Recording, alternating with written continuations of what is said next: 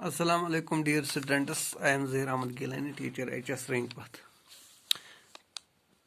Class 10th subject science. ठीक है, आज हम पढ़ने जा रहे हैं टाइप्स ऑफ केमिकल रिएक्शंस। ठीक है, अब तक तो हमने पढ़ा है कि चेंजेस क्या होती हैं, फिजिकल और केमिकल चेंजेस, और इसके बाद केमिकल रिएक्शंस भी मैंने आपको बताई। और केमिकल रिएक्शन में क्या होता है, एक या एक से ज़्यादा सब्सटेंसेस आपस में रिएक्ट करते हैं, वो क्या बनाते हैं, वो रिएक्ट करते हैं ना आपस में, तो वो इंटायरली न्यू सब्सटेंस बनाते हैं जब आपस में रिएक्ट करते हैं। और जो इंटायरली न्यू सब्सटेंस होते हैं, इनकी प्रॉपर्टी बिल्कुल अलग होती है। जो सब्सटेंस प्रॉपर्टी अलग होती है उनको हम प्रोडक्ट्स बोलते हैं। और जो रिएक्टेंट्स यानी स्पीसीज, इनको जो वहाँ रिएक्टेंट्स में स्पीसीज इस्तेमाल होते हैं उनको रिएक्टेंट्स बोलते हैं। तो और रिएक्टेंट्स से जो न्यू स्पीसीज बनते हैं यानी न्यू सब्सटेंस बनते हैं उनको हम प्रोडक्ट्स कहते हैं। जब हम किसी भी केमिकल रिएक्शन में यूज होने वाले एलिमेंट्स या कंपाउंड्स को लिखते हैं इनके नाम से, तो उनको हम वर्ड इक्वेशन बोलते हैं। ठीक है, वो मैंने आपको बताया। और अगर हम उनको सिंबल्स में लिखें तो हम उसको केमिकल इक्वेशन बोलते हैं। ठीक है, और इसको बैलेंस कैसे करते हैं वो भी मैंने आपको सिखाया। ठीक है, पिछली क्लास में मैंने आपको सिखाया कि हम उसको बैलेंस कैसे करते हैं। अब हम आज बात कर रहे हैं टाइप्स ऑफ केमिकल रिएक्शंस। आज हम बात करेंगे टाइप्स ऑफ केमिकल रिएक्शन। सबसे पहले हमारे पास क्या है, कॉम्बिनेशन और रिएक्शन। कॉम्बिनेशन रिएक्शन किसको कहते हैं? ठीक है, नाम से ही समझ आ रहा है कि कॉम्बिनेशन रिएक्शन यानी ये कुछ कंबाइन चीजें हो रही है।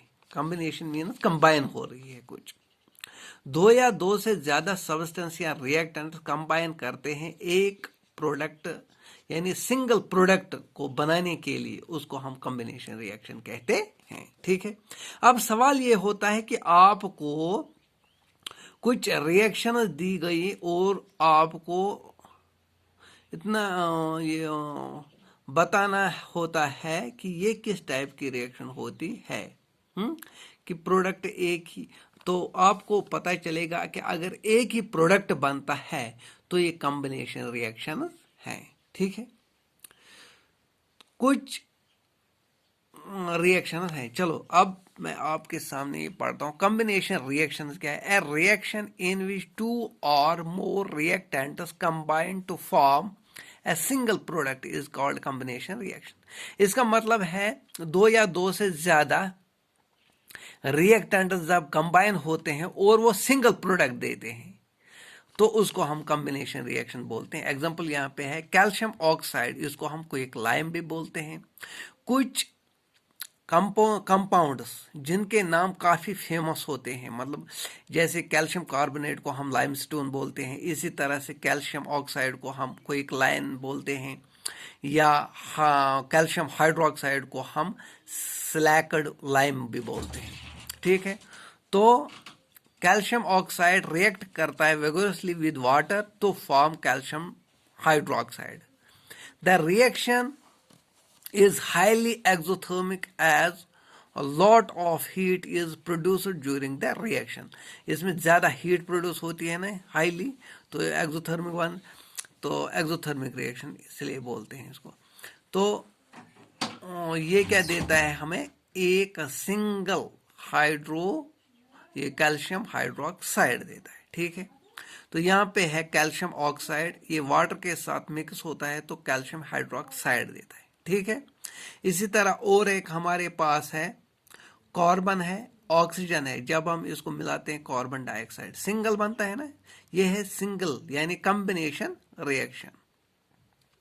इसी तरह हमारे पास है हाइड्रोजन और ऑक्सीजन, हाइड्रोजन और ऑक्सीजन को मिला के हम वाटर बनाते हैं, ठीक है।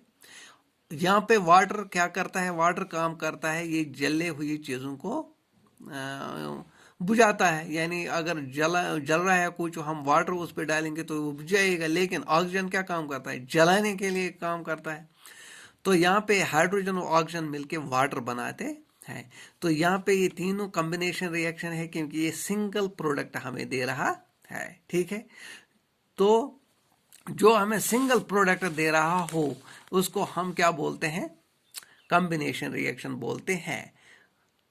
तो यहाँ पे बात आई थी एक्सोथर्मिक रिएक्शन, ऐसी रिएक्शन जिससे हीट निकलती है, इसको एक्सोथर्मिक रिएक्शन बोलते हैं।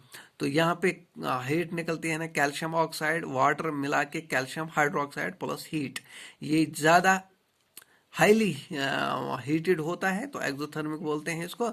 तो अब आपको समझ आ गया होगा कि कॉम्बिनेशन रिएक्शन वो रिएक्शन होती है जहां पे एक या दो से ज्यादा रिएक्टेंट्स आपस में कंबाइन हो और सिंगल प्रोडक्ट देंगे, उसको हम कॉम्बिनेशन रिएक्शन बोलेंगे। तो आज के लिए इतना ही काफी। तो इंशाल्लाह अगले क्लास में फिर आपसे मुलाकात होगी, तब तक के लिए खुदा हाफिज।